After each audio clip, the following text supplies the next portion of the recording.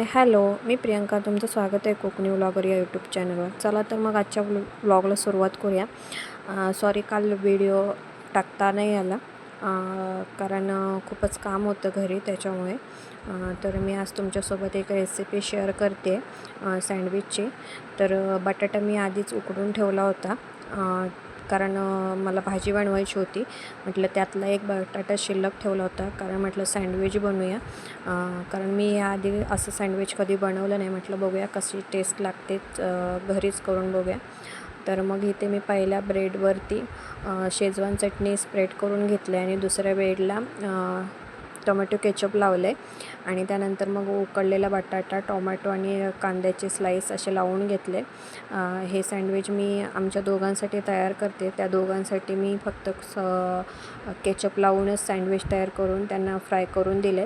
आणि माझ्याकडे पिझ्झा आणला होता, त्यावेळेचं रेड चिली होते, तर ते वाया कसं जाऊन द्यायचं ना, त्यामुळे मग मी ते शिल्लक होतं थोडंसं, तर मग ते सुद्धा मी थोडंसं स्प्रिंकल करून घेतलं आहे जेणेकरून थोडी जास्त छान टेस्ट आहे. रेड चिली जरी नाही टाकले तरीसुद्धा या सँडविचला खूपच छान टेस्ट येते.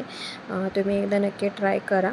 तर आता मी फ्राय करून घेणार आहे सँडविच. माझ्याकडे सँडविच पॅन आहे, पण त्यामध्ये सँडविच फ्राय करताना खूप करपतं पातळ असल्यामुळे, म्हणून मी तव्यावरच फ्राय करून घेते आणि ते सोपं पडतं. मग म्हटलं चला, 2च तर बनवायचे होते, म्हणून मग तव्यावरच पटकन फ्राय करून घेते, शेकवून घेते. आणि त्याआधी मी तेल वापरलं आहे, त्यासाठी बटर काही यूज नाही केलं कारण ते सध्या घरी अवेलेबल नव्हतं, त्याच्यामुळे मग तेलातच फ्राय करते.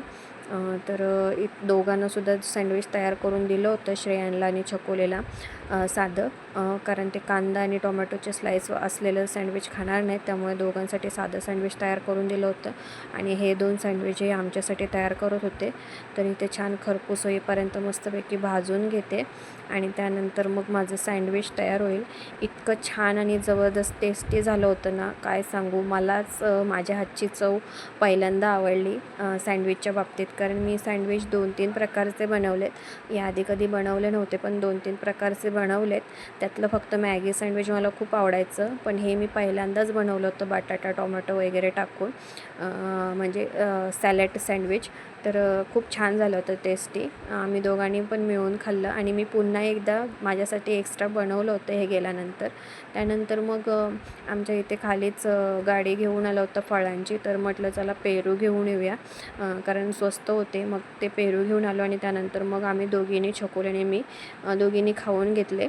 त्यानंतर श्रेयांला स्कूलमध्ये सोडून आले आणि मग मसाल्याचा डबा खूप खराब झाला होता, तो धुवून वगैरे घेतला आणि लगेचच सुकत टाकला. ऊन खूप पडत होतं, त्याच्यामुळे तो तासाभरातच सुकला.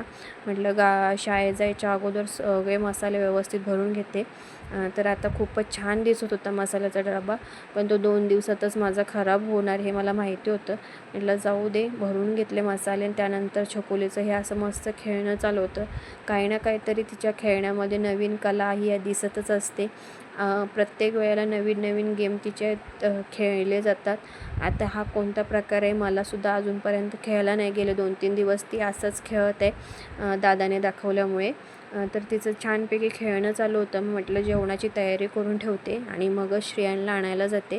तर इथे मला आज अंड्याची भाजी बनवायची होती, त्याच्यामुळे मसाला घरी आमचा घरगुती मसाला तयार नव्हता, त्यामुळे मला अंडा मसाल्यासाठी मला घरीच वाटण तयार करावं लागलं कांदा आणि टोमॅटोचं. तर इथे मी कांदा आणि टोमॅटो आणि त्यात थोडीशी लसूण आणि आलं लसणाची पेस्ट टाकली, कारण माझ्याकडे आलं नव्हतं त्यामुळे. आणि त्यानंतर मग ती पेस्ट गरम तेलामध्ये भाजून घेतली. मसाले अगोदरच टाकले होते, शूट करायचं विसरून गेले. तर मग चांगले मसाले परतून घेतल्यानंतर मग मी वरून गरम मसाला टाकून दिला आणि थोडा वेळ अजून एक 5 ते 10 मिनटं छानपैकी तेल सुटेपर्यंत मसाला हा भाजून घेते आणि मगच त्यात अंडी टाकून द्यायचे. तर अंडीसुद्धा मी फ्राय वगैरे काय करून घेतली नाहीत, फक्त उकडून ठेवली होती. ती सोलून वगैरे घेऊन झाले. सोलल्यानंतरच म्हटलं डायरेक्टच अशीच टाकून देते, कारण मला ती अंडी फोडून घ्यायची आहेत. म्हणजे मला पूर्ण अख्खा त्या अंड्याचा किमा करायचा आहे, त्याच्यामुळे मी अशीच अंडी टाकून दिले. छान त्याला अंड्यांना छान मसाला लागला की त्यानंतरच म्हटलं मी अंडी कट करून घेईन. तर आता तुम्ही बघालच इथं मी चमच्याच्या साहाय्यानेच ती थोडीफार अर्धा भाग आणि त्या अर्ध्याचा अर्धा भाग असे 4-5 भाग एक अंड्याचे केलेत आणि मग त्यानंतर भाकरी भाजली आणि मग गरमागरम जेवून घेतलं. त्यानंतर आईस्क्रीम पार्टी केली. तर तुम्हाला माझा आजचा ब्लॉग कसा वाटला हे मला नक्की कळवा. भेटू उद्या, तोपर्यंत काळजी घ्या. बाय.